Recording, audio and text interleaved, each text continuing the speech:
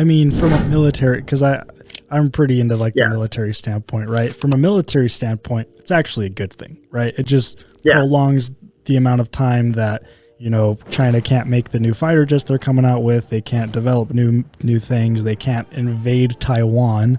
It just screws up their economy, right?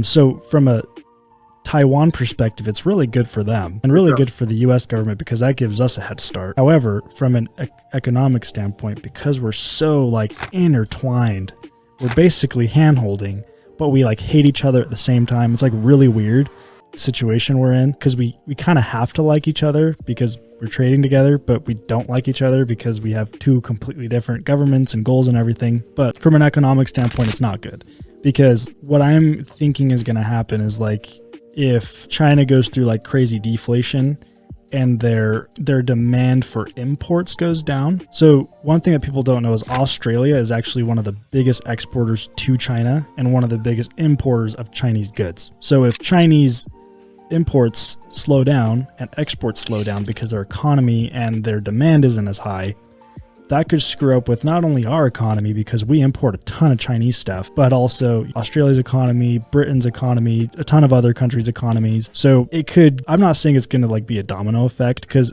the slack is going to have to get picked up by someone, which is where I think like, like the cheaper labor markets like Mexico and possibly India are going to pick up some of that slack. I don't think it'll switch completely over to, Mexico being the world's greatest exporter of goods or India being the world's greatest exporter of goods, but I think we'll see a lot more like made in Mexico, made in India stickers instead of made in China stickers. I don't know genuinely, but that's just kind of my guess because someone's going to have to pick up the slack or US goods are going to freaking fly through the roof, the prices of everything. So I have no idea.